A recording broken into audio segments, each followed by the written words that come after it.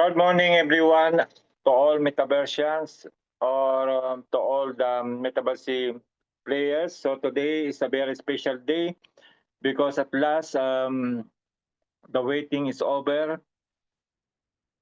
That conversion of chips to USDC is now open. Okay, so I will just show you how to convert our chips into USDC. But before that, let's read first the news yesterday so that we have idea, no? What is the conversion rate of our chips to USDC? Okay.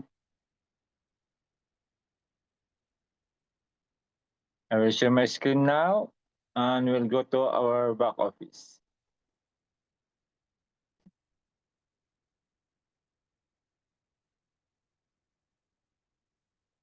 Okay. So first, let's read the news yesterday.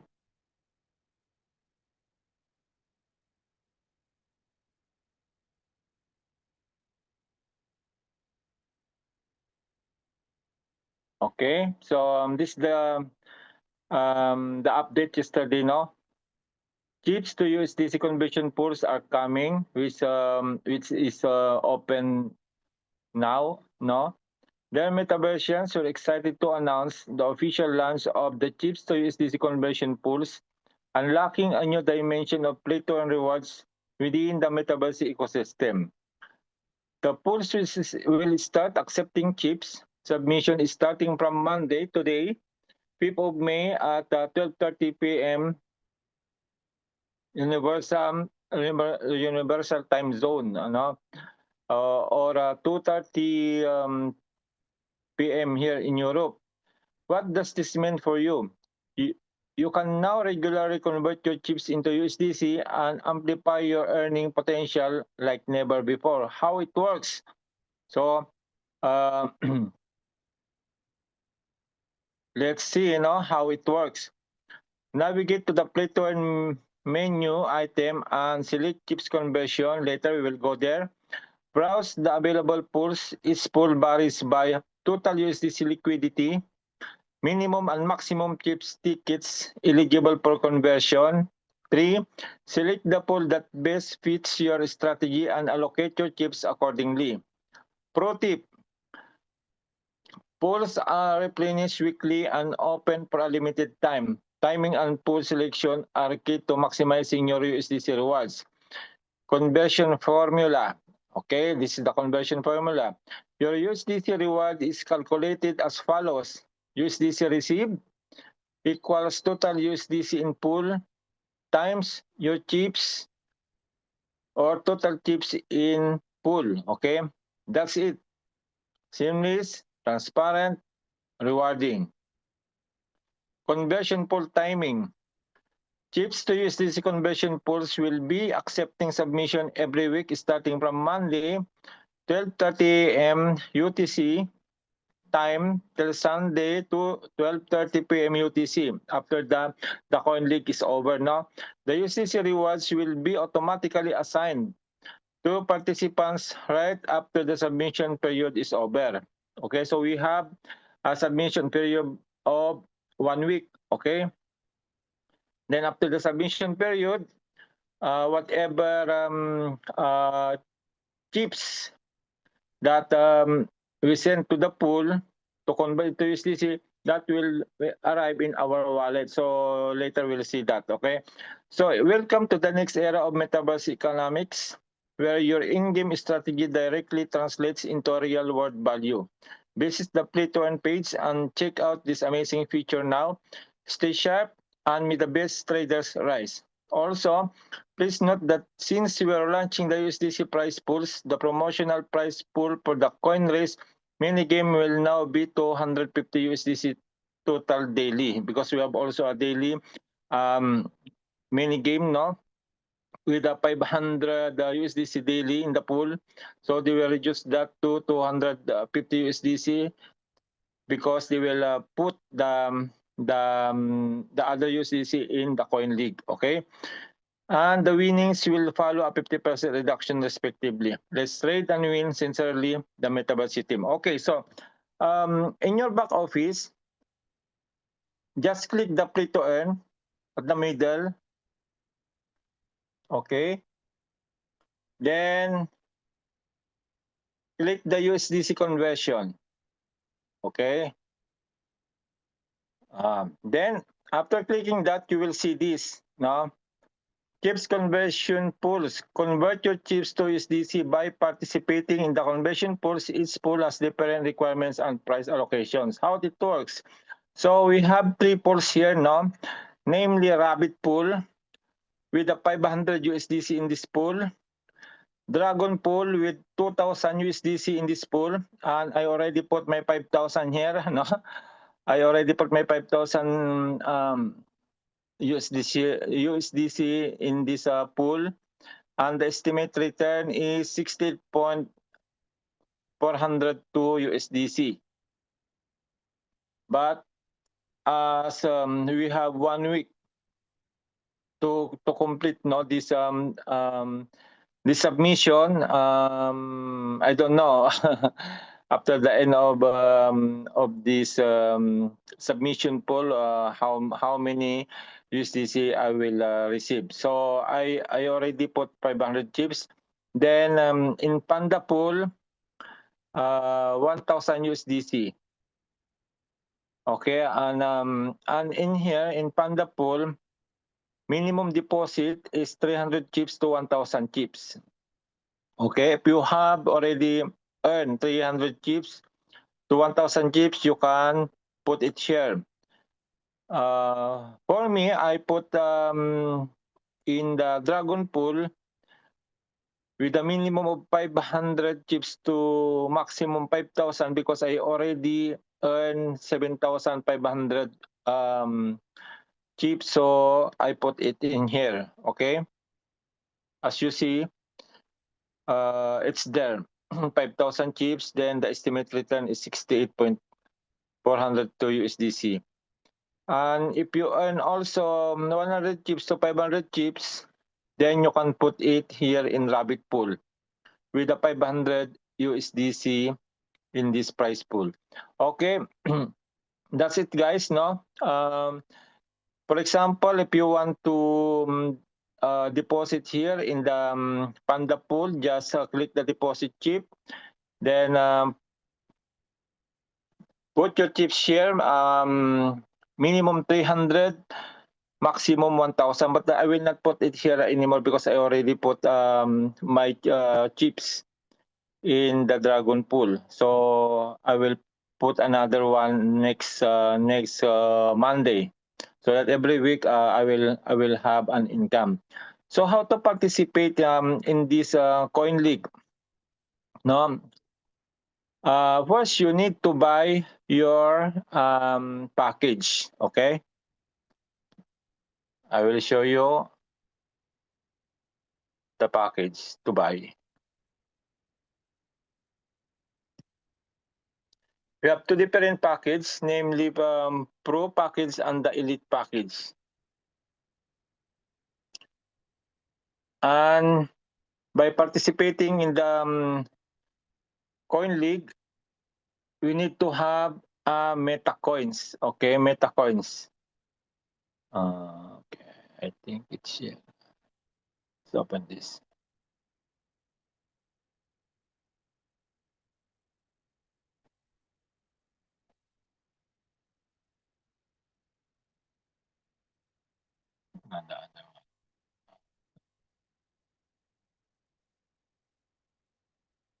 It's here.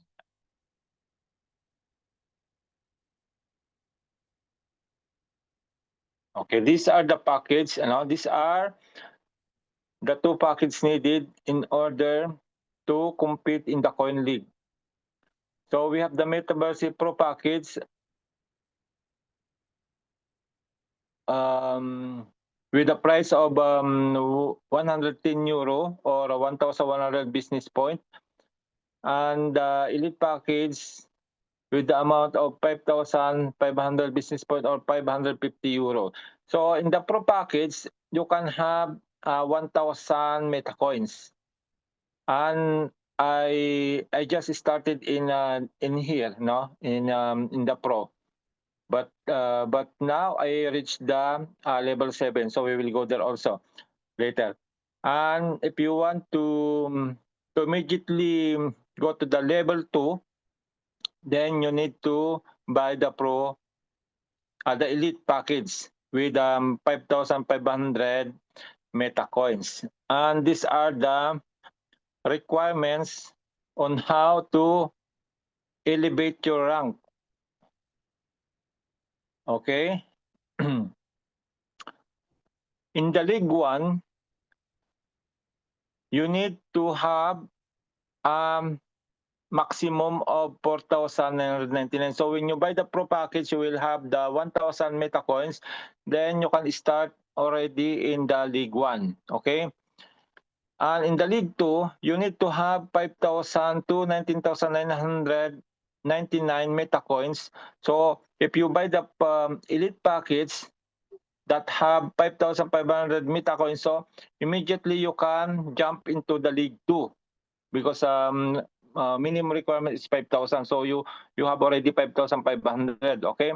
Then in the League 3, you need to have 20,000 to 49,999 meta coins with the entry fee of 2,000 meta coins.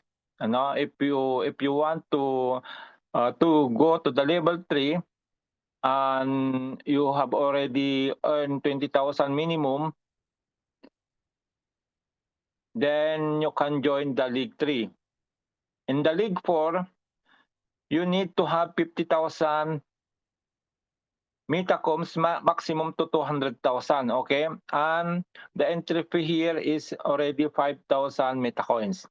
In the League 5, 200,000 metacoins, maximum 500,000.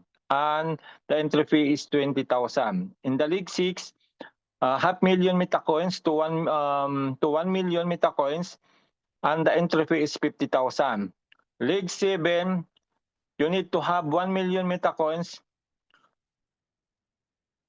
to 2.5 million metacoins, and the entry fee here is 100,000. So I'm already in this League 7, so I will show you later, okay?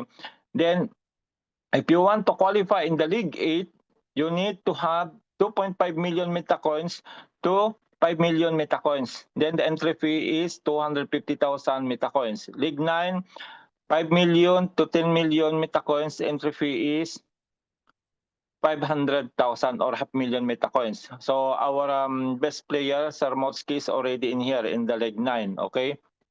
Then League 10, which is the last league, you need to have minimum of 10 million. And the entry fee is 1 million, okay? So how can we participate in that? So you just need to click the Coin League every Monday at 12 at 12 midnight UTC time, 2 a.m. in Europe. Then you can participate in the different league. It depends on the metacoins that you have. So me, as Eddie 1973, that's my username. I'm here already in the League 7. As you see, I just started. We just started today in the League 7, and my position is in the 5, in the 5th rank. So last week, I'm already here also in the League 7, and I got the position of 2, second place. That's why I got the 2,637 chips. So let's see this week if I can climb again the top 2 or top 1, because these players are very good players. It's very hard to compete with them, but of course we have our own strategy. That's why we are always in the top 12 rank. No? So here we are only 9 players playing in this.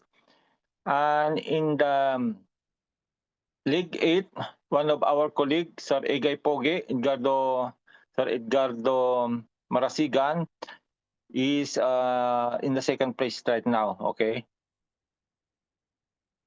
There are only 7 players in here. And in the League 9, I saw Sarmotsky here. Okay.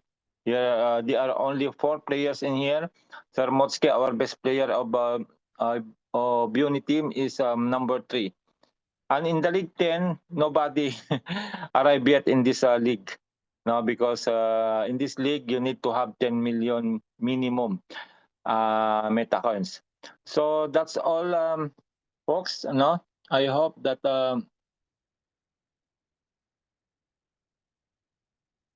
you understand the tutorial, and it's very easy. You just need to have a meta coins in order for you to participate in the coin league and have the chance to win, of course, USDC. So good luck to all players of Metaverse, and see you again next time. God bless.